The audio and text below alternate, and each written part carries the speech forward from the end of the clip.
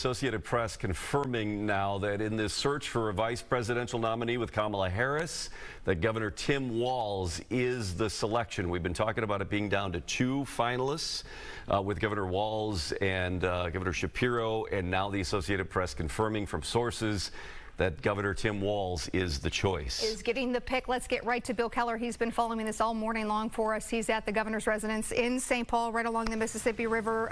Bill, I would imagine a flurry of activity right now.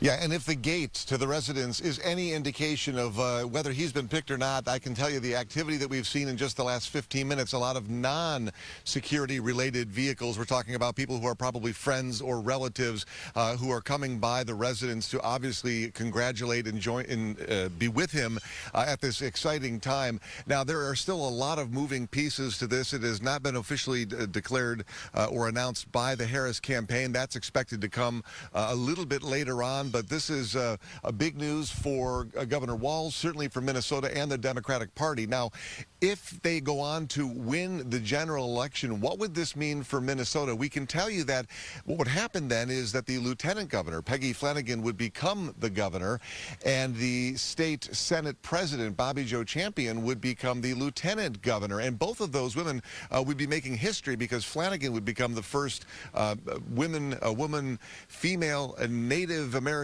governor here in Minnesota, and of course Champion would be the state's first black lieutenant governor. Again, this is big news that is just breaking within the last 15 minutes or so. We have yet to see any activity as far as the governor coming out. We'll be out here throughout the morning to try to bring you the very latest if he has any reaction. But big news here in St. Paul this morning with the Minnesota governor moving on to become the vice presidential nominee under Kamala Harris. Back to you guys. Okay, thank you, Bill. Well, now that we